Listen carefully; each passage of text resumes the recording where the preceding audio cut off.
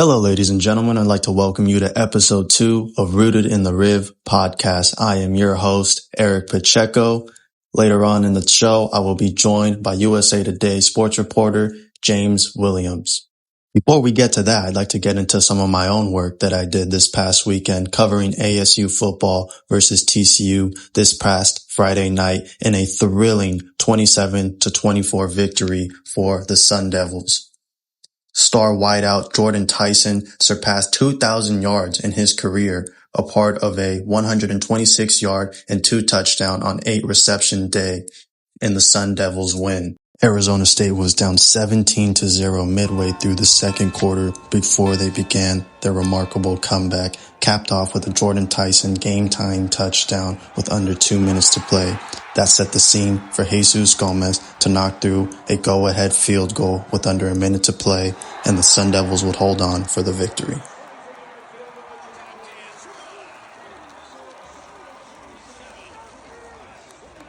To read more about Tyson and the ASU win on Friday, please go check out my article at thestatepress.com.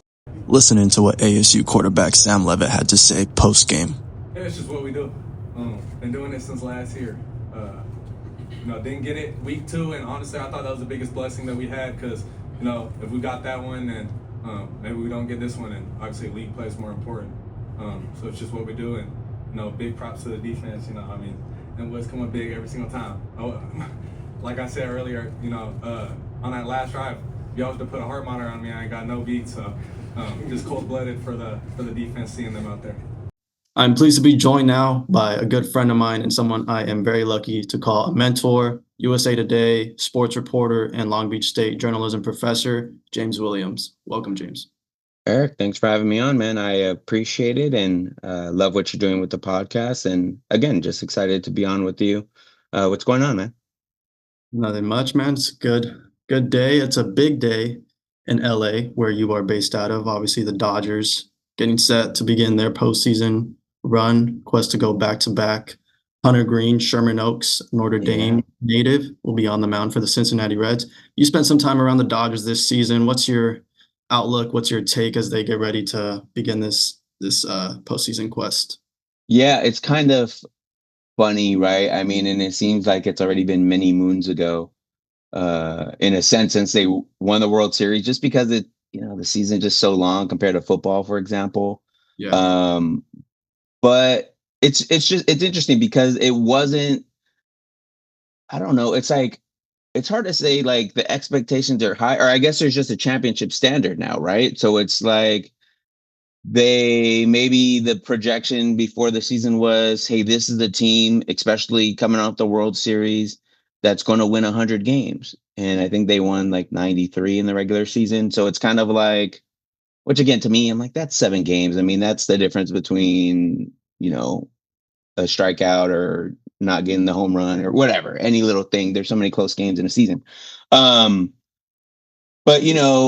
I'm just like, it is what it is. I think the biggest thing for the Dodgers, especially when you consider, what was going on with Mookie Betts at the beginning of the season, where he didn't know why he was sick. He didn't know what was going wrong. No doctor knew what was going on. And you had all these other concerns. They start their season overseas, I think, for the second year in a row. Was that a thing? Again, that feels so long ago as well.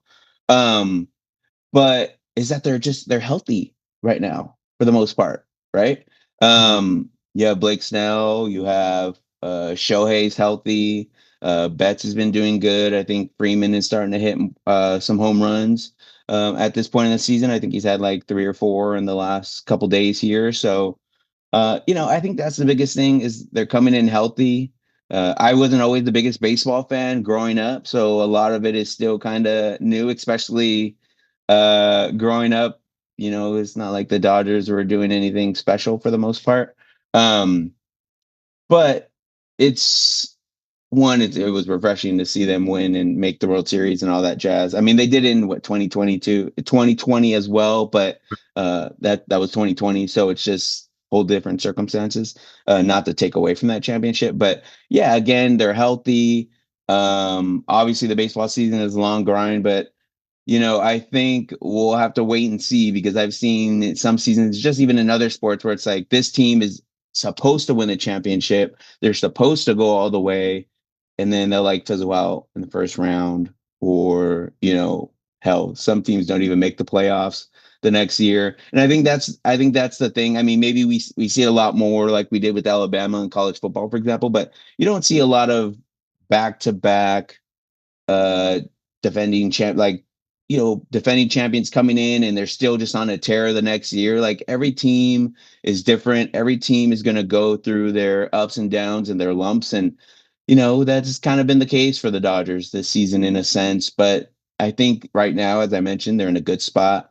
They're coming off I was going to say the high, but coming off the Clayton Kershaw retirement stuff, which in a Right. sense, I know some people were like, yeah, that's perfect timing that he's announcing that now. That gives that extra motivation. They're going to try and play hard for Kershaw and try and get him a ring on the way out and go out Jerome Bettis style.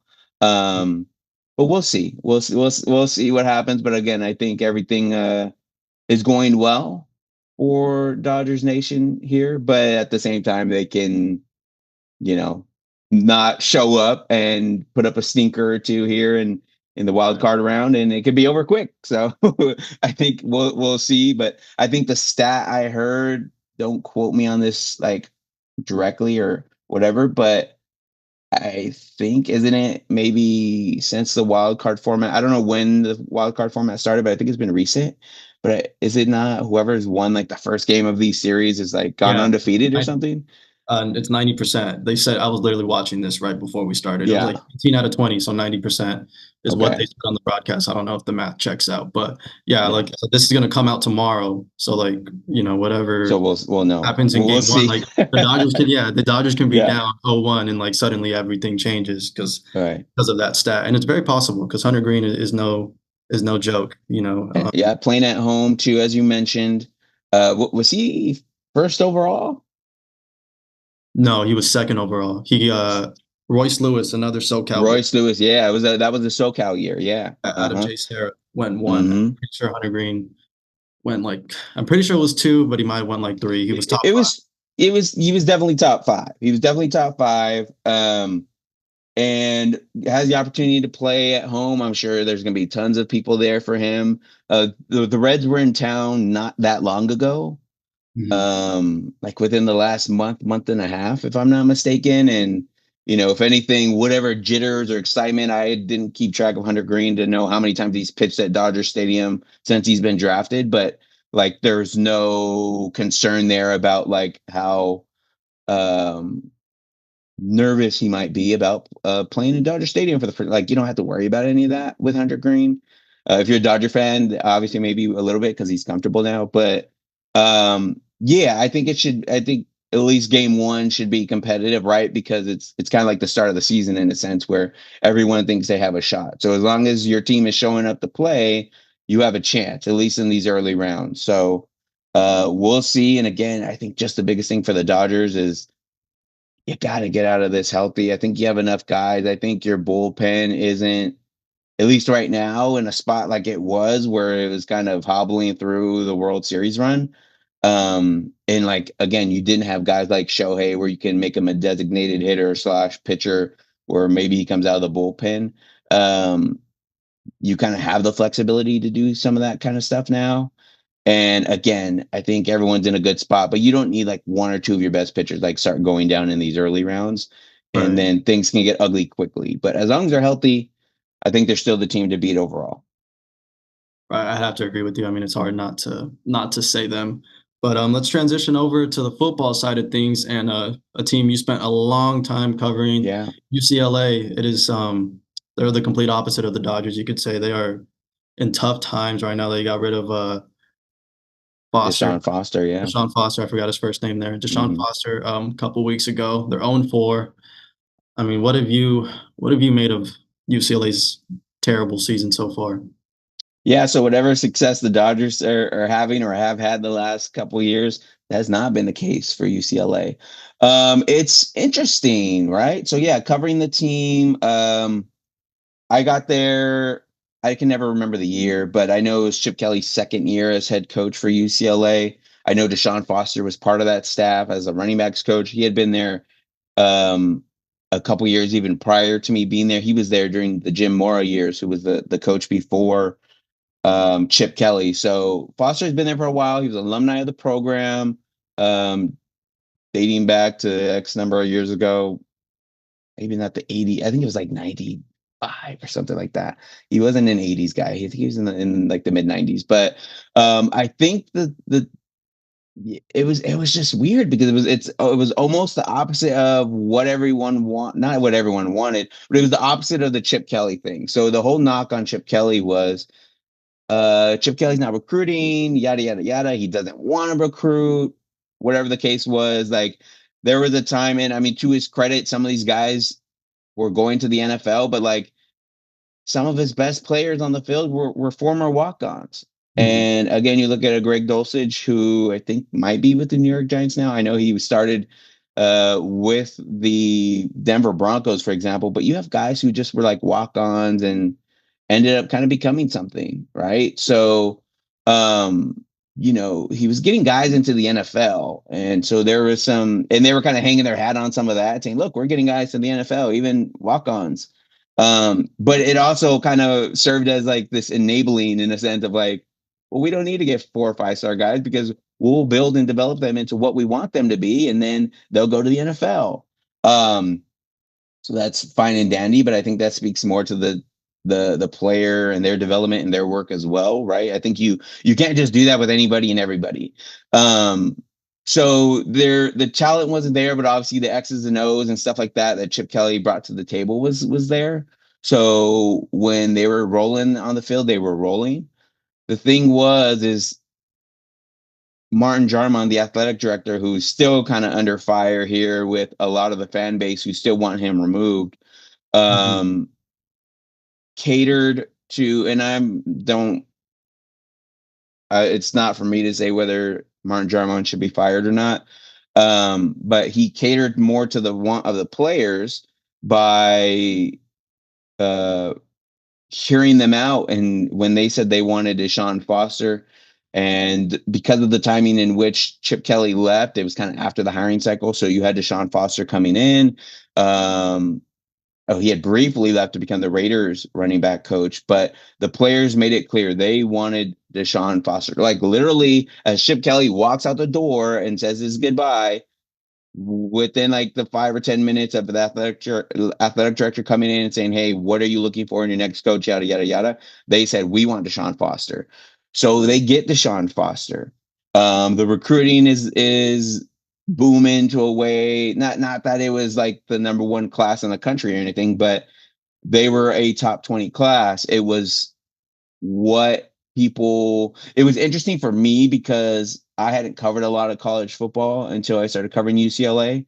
So I'm just like, everyone's like, no, Chip's not recruiting. And I'm like, I mean, I guess. I mean, I don't have anything else to go off of. So as far as I know, I mean, maybe he's in a tough spot, or I don't know. It's not for me to say because I'm not in that position.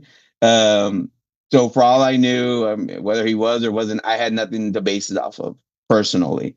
But once I saw Deshaun take over and like, oh, they were getting guys. They were getting 5-star guys, even just to come in for a visit, right? Like, I mean, Chip was doing some of that, but it was like kind of half-ass unserious where you're like, yeah, he's coming in, but we all know he's not going because his other like top 2 offers are Georgia and Alabama, who are like competing for national championships, right? So yeah, it just quickly became Deshaun was doing the recruiting and everything else, but the play on the field just kind of diminished. Deshaun was a notable running back coach. There was a stat where like 4 of my first 5 years there, he had a running back drafted. Some crazy stat like that. And like the 1 year someone wasn't drafted, someone still signed as an undrafted free agent and was still on the Kansas City Chiefs this past year or two and was competing in a Super Bowl. So a strong reputation as a running back coach. Now, when he becomes a head coach, hires Eric Bieniemy, who was a notable assistant coach in the NFL. and was a running back coach, or was a running back himself and a running back. Was the running back for Colorado when they won their national championship. So a guy who's won a national championship as a player before, and Eric Bieniemy hires him. Deshaun hires him as the offensive coordinator. And between the two of them, you think the running game was going to be spectacular, especially when you had a guy returning. This was last year in TJ Harden. You just expect the running game just to be elite. It was everything but. I think they had 3 rushing touchdowns all season, something like that. It was like single digit rushing touchdowns. And so I'm just like, what's going on here? What are we doing? Like, what is this? Like, what are we watching? So yeah, like that should have been an early telltale sign. And Eric Bieniemy doesn't last more than that one season. So you're like, okay, maybe that will fix the problem. They go with a younger guy, a guy who's been a co-offensive coordinator the season before at Indiana when Indiana was hot all of a sudden. But the rap on Tino Sinceri, the guy that Deshaun Foster hires as the offensive coordinator, is he was said not to be the one calling the plays. So he was coming in as a play caller. I don't know about for the first time, but kind of on his own at the very least, is my understanding. And between that, getting 30 new transfers in total, you had Nico Iamaleava have whatever played out in his situation at Tennessee. And he was said to be an $8 million man, I think, before, like when I was covering him in high school at Warren High School, he was already had this $8 million label on him before he even stepped foot on the campus of Tennessee, just for him signing with Tennessee. So this was obviously $1 million man, right? And for whatever reason, things aren't working out. He doesn't like it, or they're not paying him money, or Tennessee's not liking the situation. They move on from him, and then they make this trade of sorts by UCLA showing this interest in Nico and bringing him in.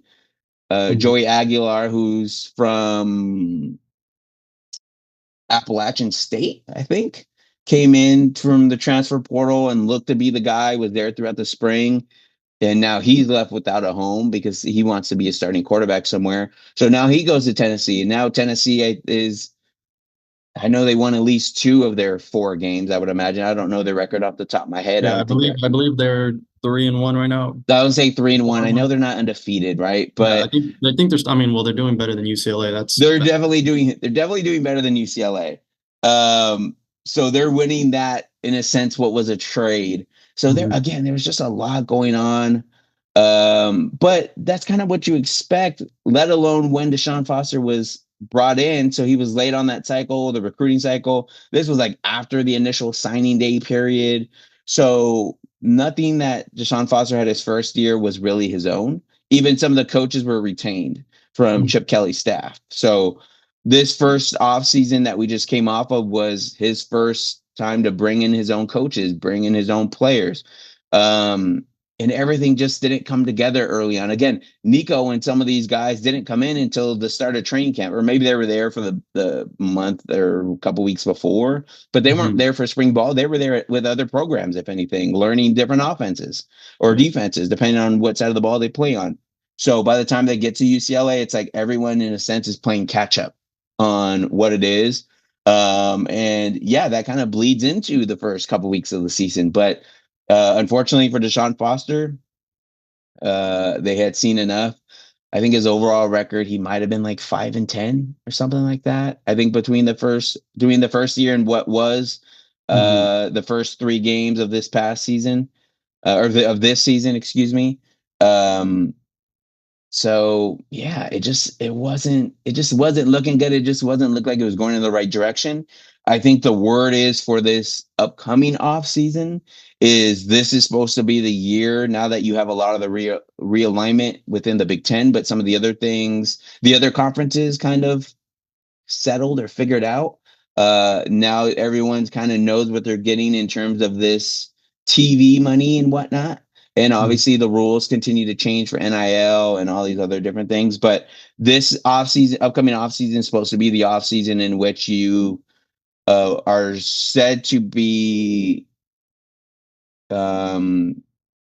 where it's said that there's supposed to be a lot more coaching movement. So I think whether UCLA did it for that reason or not, I think it's good that they did it in a sense of they have all this room, all this runway now to have an idea of who they want as their next head coach, right? The thing is they probably haven't even if they have started talking to candidates, that doesn't mean they may have already talked to their potential new head coach, because he may still be coaching for another team or still may be in flux with another team, or he may be the defensive coordinator or offensive coordinator at another team and is not very focused on becoming a head coach at the moment just because they're in the middle of the season. So we'll see what happens there, but it was a lot of stuff, a lot of moving parts happening at once. And I think it was just a matter of UCLA needed to get ahead of it.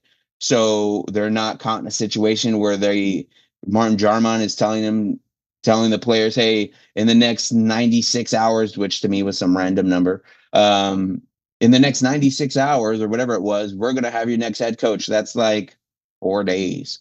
Right. But now you have more than 4 months. Like you're looking at, well, from when the firing happened, but I think by the time it's done, it'll be like 3 or 4 months. They should have someone by the end of November, early December, I think, at least before the new year, at the very least. So, in a sense, there's no excuse why they shouldn't be able to find their guy. But if they did want an excuse that they want to put out at some point, however they go about trying to put that information out, it would be saying, hey, I don't know, something along the lines of even though we had this long runway, we don't know who our coach was going to be because we don't know how things are going to play out for these respective people come the end of the season, right? But I would imagine they're talking to agents and everything else, and we'll have a better idea of what's what in the coming months. But yeah, it's been a roller coaster. Tim Skipper's coming in. You would think there would be some improvement, and maybe there was in a sense. But hell, if there was any winnable game in terms of the start of Big Ten play, it would have been Northwestern, and that did not go in UCLA's favor. So now they're potentially flirting. It's still a little early to say, but they're starting to flirt with a 0-12 season.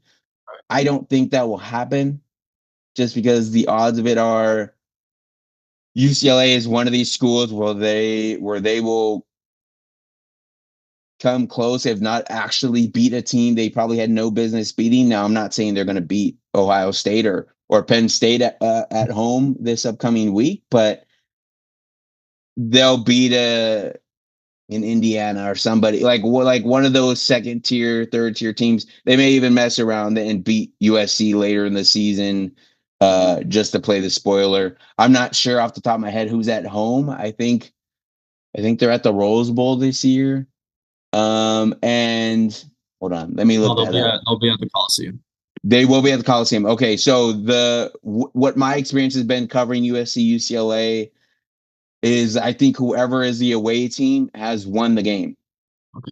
And if they're playing at the Coliseum, that would mean UCLA is going to win this game. So we'll see how that plays out. I'm not putting a lot of stock into that stat, just considering where the two teams are at right now. But I think UCLA will get at least one win this season. Where it will be, I don't know, but it will probably be when we least expect it. Yeah, I mean, like you said, you went in depth there. Obviously, they bring in Nico this offseason, who had a great freshman year at Tennessee, another local boy, like you said, Warren High School. And so there was a little bit of excitement there. I don't think anyone was expecting them to compete to be in the college football playoff or anything. Right. But, a solid season, a step forward, right? Like you said, Deshaun Foster's second year, that's usually when a coach is expected to take a step forward, and just completely backwards. And like you said, now they're flirting with an 0-12 season. But with that next head coach, I mean, what direction do you anticipate them going in? Are they going to look for a guy like Chip Kelly, like ex-NFL, has done a lot in a lot of places, or maybe they go in-house again, like a Deshaun Foster, or just, because really you can't mess this one up right now. If you're UCLA, you got to try to get back on track if you're them, and And, obviously not, I don't think they're being expected to win the Big Ten anytime soon, but, Sure. start putting together 8, 9 win seasons and, be competitive again. Yeah. So like, I think that's the thing, is to be competitive again. And real quick before I answer that, it's kind of like when you think about it, outside of, again, I don't have all the numbers for Chip Kelly in front of me, but it was like, it's kind of what Chip did, is put together 7, 8, 9 win seasons, right? I mean, that was in the Pac-12. That was really before the NIL stuff, where, Chip Kelly's not going to want to, he doesn't give too much about that either, which is why I think the word on him was he always wanted to go back to the NFL, but enough about Chip. But again, it was just a matter of like, now that we have the hindsight and we kind of can look ahead, we can look at where they're at now.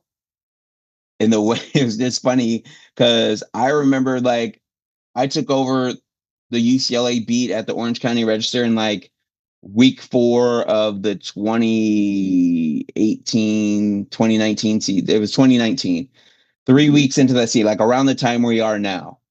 And it was within like 2 or 3 weeks after that. Again, this is Chip Kelly's second year, where I had already pre-written a story about Chip Kelly potentially getting fired. This was like year 2 of his coaching tenure, like kind of like where Foster was at. And, it was like the fans didn't like Chip. They wanted him out like early on. They were upset with him. But when Dorian Thompson-Robinson, the quarterback for most of Chip Kelly's tenure, again, he was playing like as a freshman. So there were some ups and downs early on. But by the time you had Zach Charbonnet in the backfield as the running back, who's now with the Seattle Seahawks, and then you had DTR as your starting quarterback, and both of them were like in their junior, senior years, they were winning like 7, 8, 9 games, right? Of course, maybe after you lose the veteran running back and quarterback, you're going to take a step back that next year. But like, they were kind of winning games. Now they can't win a game. And now it really shows like, whatever you may have thought of Chip Kelly, like, I don't want to say it was great, but it wasn't that bad. And again, it's like, who do you blame for the situation? Because I mean, who's going to say no to wanting to be the head coach at your alma mater? One, if that's always been your dream, right? But also, if you're getting paid X millions more than you were when you're probably in the thousands range, you're probably under $1 million as an assistant coach. So if someone's offering you $2 million or however much, it was more than that, but you're always going to say yes. But if you're the athletic department, if you're Martin Jarman, should you be hiring someone that has no coordinating experience, right? Probably not. So again, I think those are the lessons, because Martin Jarman has been tabbed as the guy who's going to lead this coaching search, again, to the dismay of most of the vocal, at least to the vocal majority of the fan base, or I get the vocal part of the fan base. I can't say they speak up for a majority of the fan base, but Martin Jarman is going to do it. Is going to run this committee. There's an assistant athletic director on there. There's Bob Myers, a former GM or president for the Warriors, the Golden State Warriors. A guy for the Washington Commanders. I don't have his name in front of me, but he's going to be a part of the search. He's like the president or GM as well. You have a bunch of guys with some power here, or some they're notable for one reason or another and should be valuable to this whole coaching search.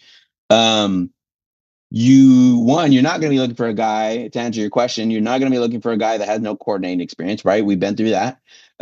We've been through a time where UCLA did the NFL thing, right? Bringing in Chip Kelly again.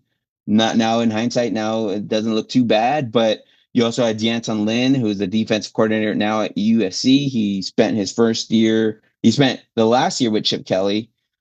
The last year of Chip Kelly was D'Anton Lynn's first year in college as a coordinator. Comes from the NFL as a secondary coach. I think he was with the Baltimore Ravens and was a defensive coordinator. The defense has this huge uptick in production. But UCLA doesn't have the money to pay him. USC offered him $2 million and like some housing stipend or whatever. I think UCLA couldn't do any more than $1 million. So one, that speaks to where they were maybe in terms of money for coordinators, but also he was an NFL guy, and I think the word on him is maybe there's always a chance that he may go back to the NFL, that being D'Anton Lynn. But D'Anton Lynn is also a coaching candidate here for UCLA. As a guy who stayed in LA, has been at UCLA, has an idea of maybe what goes on in Westwood just from his 1 year there, for whatever that may be. So now that he has coordinating experience at the college level, he's a candidate. He was kind of a candidate even last year, just after the one season with UCLA and the one season at USC.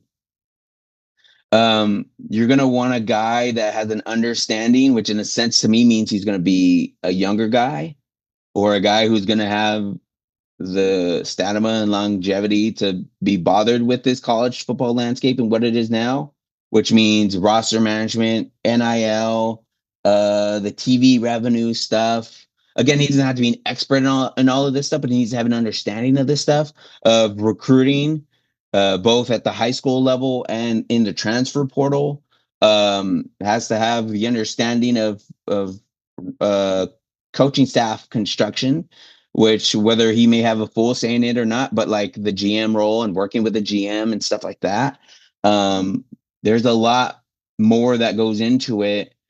That I think you're seeing the guys like at Clemson, Dabo Sweeney. There's another coach that I'm blanking on, but there's a few of these guys where maybe Kirk Ferentz at Iowa, maybe. But I know Dabo for sure, like where they're so stuck in the ways of the old school or the way they were brought up, there maybe have been less willing to adjust to what the norm was. I think the transfer portal has been a thing the last 3 or 4 years. And I think just this past offseason, Dabo took in more than 2 or 3 guys in the transfer portal. And I think the 1 or 2 guys maybe he has taken in each of the last couple of years from the portal. Maybe they were like grad transfers and whatever the case may have been. So it has to be a guy who's up with the times, right? And who that's going to be kind of remains to be seen. I think Tony White, who's also a UCLA alum, would be a good fit. He's been around the college game long enough. He's still young enough to, I'll say it this way, want to be bothered with all this coaching stuff. Again, Chip didn't want to be bothered with it, I think. So I think all that kind of matters and factors in. And like, these are the things that they need to be knowing. And when they're doing background checks and looking into these coaching candidates, like, these are the questions UCLA needs to ask. What do you know about the transfer portal? How would you attack the transfer portal? How would you attack high school recruiting? All this other stuff. Unfortunately for Deshaun Foster, he was just an extension of Chip Kelly's staff and even Jim Mora's staff in a sense. I think this will be the first time, now that we're on the other side of the Chip Kelly chapter, an era in a sense, where you completely clear out house because you still have guys from Chip Kelly's staff there. So whether they grew into Chip Kelly's mindset or they learned under Chip Kelly as they were starting their coaching careers, maybe they're still stuck in that mode or that way. So whoever this next coach is they need to bring in guys that are competent. Not saying that a lot of the guys at UCLA now aren't, because Foster had some things that he showed he can do, but wasn't able to do when Chip Kelly was there. I think they need to be able to bring in a good coaching staff. I think that's just as important as the head coach you're bringing in is, do they have the ability? Do they have the resources, the Rolodex, the network to bring in these other guys with him that are going to matter? You look at, and I know I'm getting long-winded here, but you look at Kalen DeBoer, right, who went from Washington to Alabama. When he got off the plane, it wasn't just Kalen DeBoer. It was like Courtney Morgan, the general manager as well. It was offensive coordinator X, defensive coordinator X, linebacker coach X, and some of those aren't like exactly the guys he brought in. I mean, it might have been, a secondary coach instead of a linebacker coach, but it's like he knew who he had, or you knew what he was bringing with him, right? So in that case, and again, I think one other thing that will benefit UCLA is maybe you get a guy that's already a coach somewhere, because if there hasn't been this mass exodus now, that we kind of thought would be Nico Imaliava being one of them, because he still has a red shirt at play that he could use if he plays in this next game. I don't think he's able to redshirt this year. And that may be the case for several guys, but they may all just transfer out. There may be this mass exodus after the season. And if that's the case, you need a coach that maybe is sitting as a head coach somewhere else, who, if you bring him in and have him move on from the program he's at, some of the players that he have will go in the portal and go with him, right? Because what is UCLA going to have if they don't have guys left there, right? If everyone leaves or wants to leave, or this coach wants to kick everybody out, or however you want to play that, what is he going to do? He's just going to get a bunch of guys from the transfer portal, and they're going to be, in a sense, right where they were for the next year or two, as they are this year, with 30 plus guys, new faces from one season to the next. So we'll see. There's a lot of factors that go into it. Sorry for being long-winded on the question, but when you cover the team for this long, there's just so many things that go into it. So it's just interesting, but it's exciting. Yeah, that's exactly the insight we're looking for on questions like that. But transitioning over to a UCLA alum and our alma mater's football school, RCC. I mean, I don't think I've ever seen or heard or been more disappointed myself in a 3-2 team, and like for any, right? And they are 3-2 right now. I mean, obviously Kevin Kraft in his first season. You spent a long time covering Tom Kraft when he was head coach. I was there for his swan song last year, even though he's technically still there, but no longer the head coach, of course. I mean, just a lot of expectations come with being the RCC head football coach. And thus far, I mean, they just have not looked like that Tom Kraft-esque, led team. I mean, the penalties are there, and, the turnovers are plenty, right? And those things, there's going to be penalties. It's junior college football, right? These guys are coming from high school, and they're inexperienced and all that stuff. So that's to be expected. But I mean, to get this far in the season already, and even in their wins where they have won, they haven't been all that impressive. They're still putting up points, which is, kind of the Tiger way. Tom Kraft said in his induction into the Riverside Sport Hall of Fame, the goal was to always score as many points as possible. And they're doing that, but they're not really doing much else to help them, win ball games. So, I mean, I guess the question is, from what you've seen so far at, with RCC this season, and from your experience covering the team, what's to expect of them moving forward, and what are your thoughts? Yeah, so first of all, I would just say you were just kind of spoiled, to be honest, Eric, because they weren't winning championships or I don't want to say they weren't doing much, but it was like they were always kind of flirting with potentially being a title contender, like being in the mix, and they were kind of always there. They may have made it to a title game or two, if I remember, during my time there. I was at RCC for 4 years because I wasn't passing math classes, to be real. But so I was there longer than the normal 2 years. But, it was kind of like they were always just on the outside looking in, even if they may have been ranked number 1 or in the top 5 for a cup of coffee during the season. There was always that Mount Sac hurdle, or they would lose to Fullerton or somebody, right? It was like, what? I know Fullerton ended up being good for a couple years after I left, but it was just kind of like there was always a game where they were almost kind of like USC in a sense, where it's like they were always kind of in the mix until they weren't, because they would lose a game they're not supposed to, and then maybe win a game they weren't supposed to.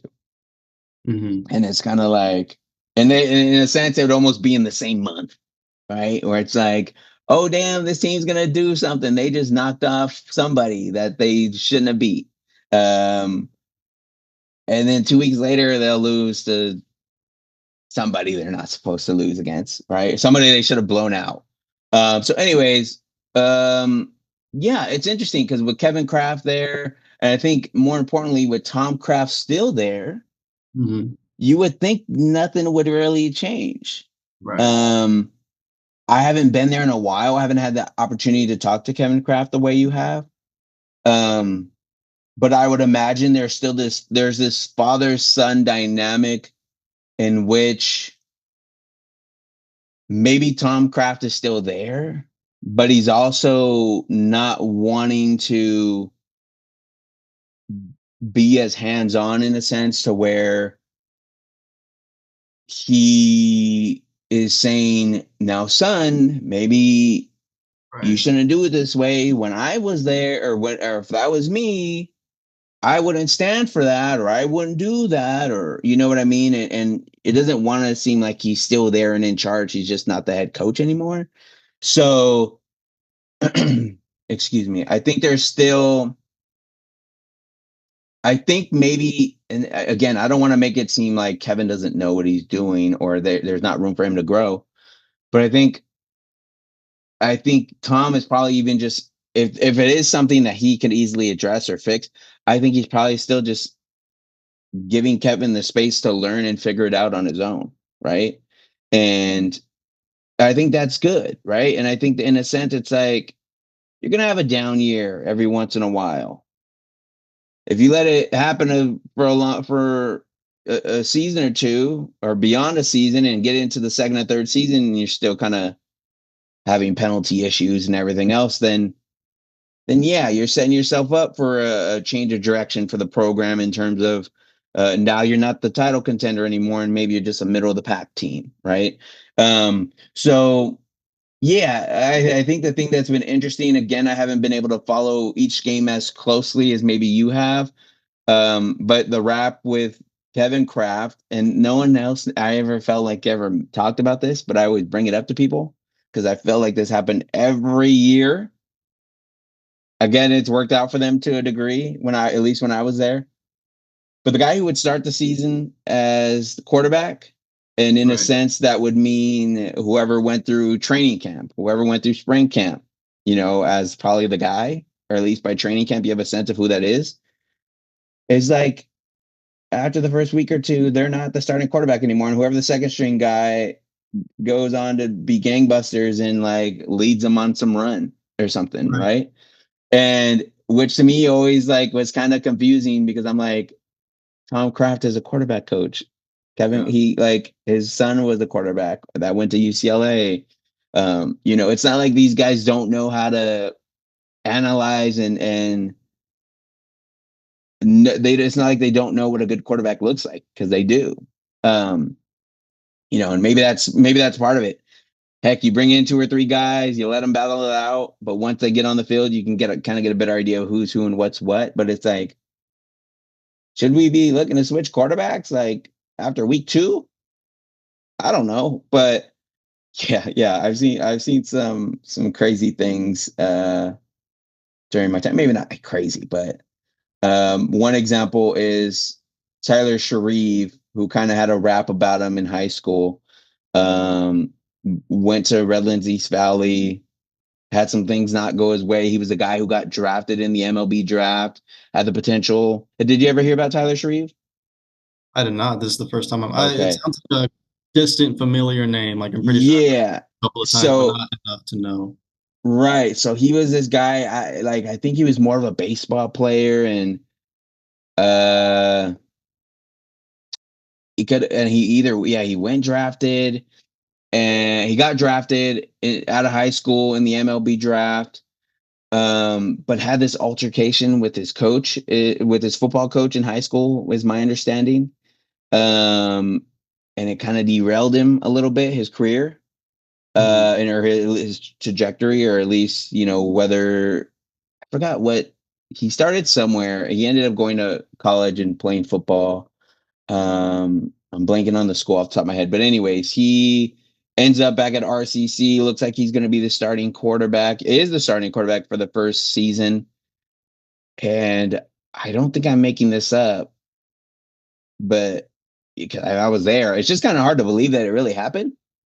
Mm-hmm. But I'm pretty sure I remember him like not like fumbling the snap, or maybe the play clock ran out. Mm-hmm. But I remember him being frustrated, like in week 1 of the season, getting the ball, turning around the other way, like they're at midfield. Right. and he turns the other way with his back against his team and like punted the ball like on the other side of the field. I'm like, wait, what? Did he just do that? I'm pretty sure that happened. Like, I don't think I dreamed about this. Like, and it's just so like, did I just see that? So yeah, yeah. So was there a starter the next week or somewhere shortly after that? Yes, there was. And I think Tyler Sharif was playing like receiver the next year or two there. But anyway, so it's always one thing or another with the quarterback situation. Do they have that figured out now? No, they've done the same thing. I mean, well, I don't know. Of course they did. I don't know if you got the chance to listen to my conversation with Kevin not before the yet. season. No.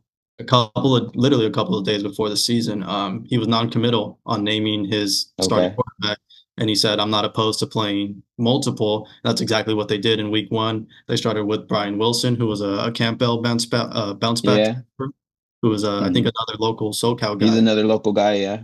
Right. So he was the starter. Like he took the first snap in the first quarter, and then the second half they went with Jared Doolittle, who was the backup last year, and so they kind of played back and forth. And then week 2, same situation, and then they kind of just went with Doolittle because he kind of had the hotter hand, and it looked like I'm just reading the stat box here. The stat box doesn't tell the entire story, so it seemed like he was lighting it up more and being able to probably execute for them more. And then, he really dealt with turnover issues. Yeah, I think he had like 8 interceptions or something pretty high like that for 4-5 games into the season. Yeah, right. So then last game, and they obviously lose. The thing that kind of stood out to me was not only have they lost against Golden West, but they lost against Golden West last year. So, okay, Golden West just a tough team. Maybe they just have RCC's number. But then they lose to Saddleback at home. I don't remember the last time RCC's lost at home like that against not a powerhouse necessarily team like that. Jared Doolittle started that game, was the only quarterback to play that game, threw 4 interceptions. That's probably a large reason why they lost that game. And then this past week, they go back with Brian Wilson. So, it's kind of like hot potato with the quarterbacks right now. Like you said, 62 to 46, 49. 62 to 49. Yeah, so like I said, the offense is still scoring. It's just the defense is, and the turnovers. The offense can score as much as they want, but you turn the ball over, it's going to be tough as well. You can't really have both of those and expect to win. And like you said, I kind of felt the same way. I mean, once I heard that Tom Kraft was going to retire, it was probably like, well, let's see, this is Kevin Kraft's first year at RCC, or second year technically, but first year in a long time. He's the OC. He's the play caller. I wonder who's going to be the next head coach. We all kind of figured it was going to be Kevin Kraft. It took a while for that to be announced, and which is another reason why Kevin pointed to maybe their struggles. They didn't get the chance to really practice fully together and, recruit as well as they wanted. Yeah. Say, where was that that was, yeah. Yeah. When did he get in? Like, was that during the summer? He got announced in June. It was after the school year. I remember that. It happened on my graduation day. So I was going to say, because Tom Kraft he retired on your graduation day, right? No, he retired in December. So like right after the season ended, he announced his retirement. Okay. So yeah, that's 6 months. It was 6 months later that they announced the head coach. And Tom Kraft in his retirement interviews, whatever you want to call it, exclusive with me, he wasn't shy and airing out his dirty laundry against RCC upper administration and stuff. And then, you have what happens in the hiring process. It takes them forever and all that stuff. And I'm kind of sitting there thinking like, y'all kind of proved him right. He said, like, you guys aren't supporting him and this and that. And, all these issues that he pointed out. And I'm like, well, this wasn't a good way of kind of clearing up your image and starting off on the right foot with the new head coach. He's announced, and just hire a guy that was there the whole time anyways. Yeah, he was already there, so why didn't why did it take so long? I didn't know the inner workings of the hiring process. I don't know how many candidates there were. Like I said, just the people around kind of figured like it's going to be Kevin Kraft or James Cook, who was the defensive coordinator. It kind of felt like one of those things, like why change something up if it's working? So keep it in and that stuff. James Cook left. as well. That could be another reason why maybe they're not doing so well, because a change in defense and the defensive coordinator. But yeah, I mean, it's very interesting. Like you said, it's there's expectations at RCC, and then the expectation is not to start 2-2, and the expectation is to make the playoffs. The expectation is to win the conference, and like you said, be there fighting for a championship. They've won a couple in the past few years. They got one in 2019, most recently in 2023. They were a play away from making it back to the state championship last year. I think they've made the state championship a lot. I don't know. I don't know the number off the top of my head, but I mean, they're either in the semifinals or in the state championship for like the past 7-8 years. So if that doesn't happen in year one with Kevin Kraft, even though that's very lofty expectations, that's what he signed up for in a sense. And I mean, he knows best about that, since his dad was the prior head coach. So it's very interesting. I still tune in here and there on Riverside TV to watch their play. Kevin Kraft in his post game interviews with Pep Fernandez and that crew. He seems very, they've won some and they've lost some, obviously, and even in the wins, he seems very frustrated and really it's not what was expected. There's still, because even when they win, there's still a lot of room to improve. They're still struggling with penalties and turnovers and that kind of thing. I mean, but the scoreboard just getting lit up on them. I mean, like, it's one thing. Okay, so I'm looking at the numbers here. So no matter what, the fewest points they've given up all season was against Saddleback, and that was a double overtime game. Right. You seen this right? Yeah, 40 points. And that was a loss. So the thing is they've scored that was also their lowest scoring total of the season, and that was 34 points. Just about any other time, if you're scoring 34, 35 points, you're doing okay, you would think. But like you said, when you have James Cook, who was the defensive coordinator and a guy who's been there since I was a student there, and who knows how long beyond that, or prior to that,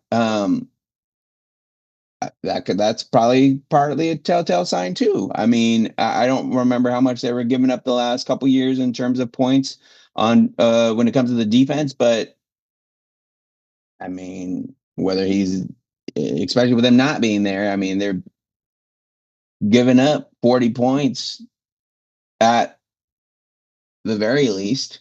Right. So it's kind of like, me and you could probably go out there and play defense. And I mean, I don't want to say and do better, but if me and you were out there, you would think that would be the reason why they would be giving up 40 points.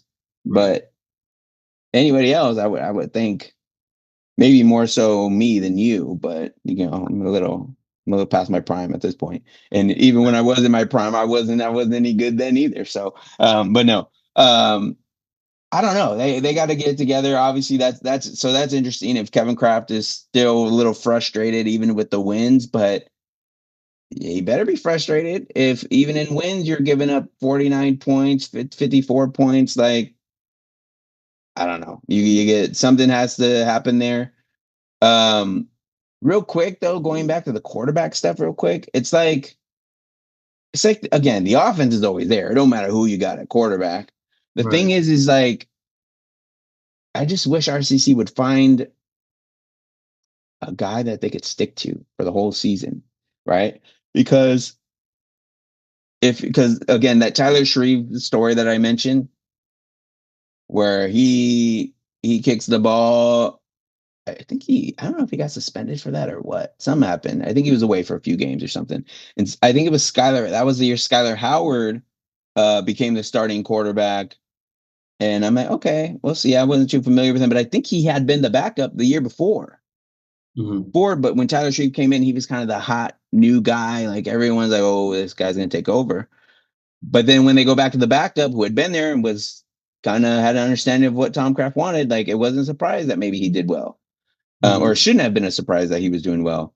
Skylar Howard goes on, earns himself a scholarship, and started a year or two at West Virginia.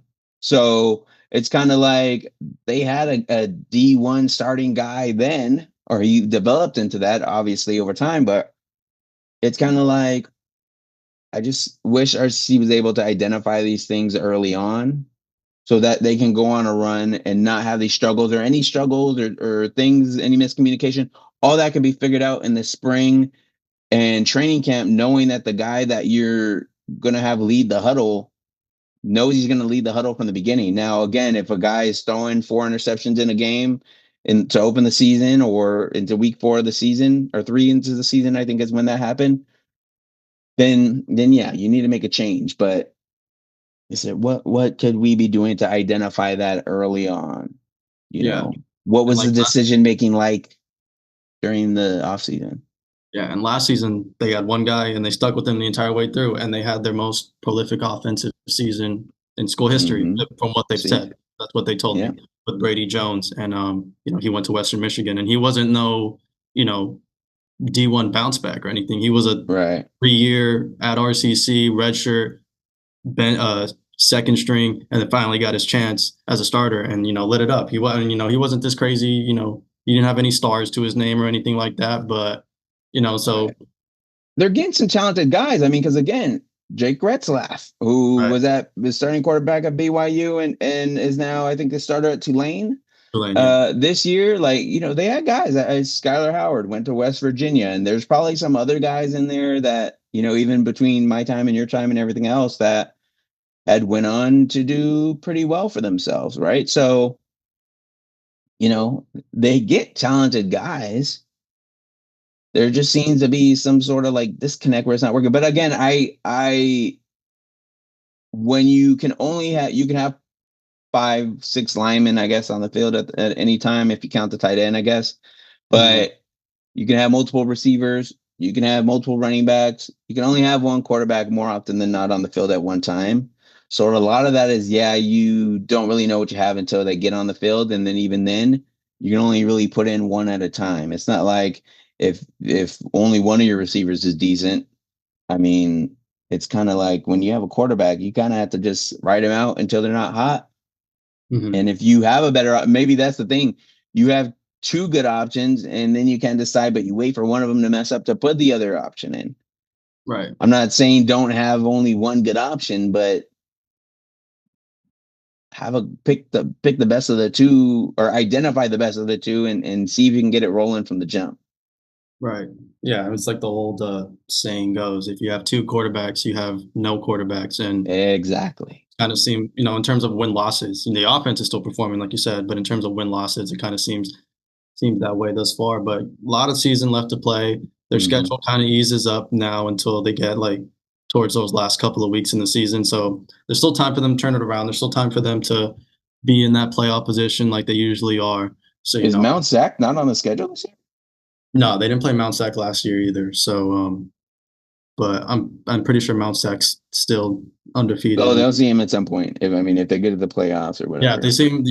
That's a matchup you always expect. They're going to be in the way at some point. Yeah, that was the team that knocked him out last year. So that's the expectation, but they got to get there first. And another loss this season with let's see, 1, 2, 3, 4, with 5 weeks to go and some tough competition in those final 2 weeks would probably end all those chances for them. So yeah, they can't give up. They can't give up many more games here.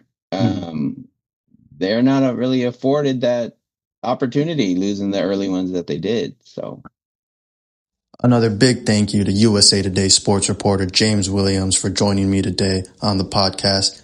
Be sure to stay tuned for part 2 of the podcast with James coming out soon. And make sure to follow me on X at Eric Pacheco ASU, on Instagram at the Eric Pacheco. And make sure you like and subscribe today on this YouTube video at Eric Pacheco Pod. Thank you and have a beautiful day.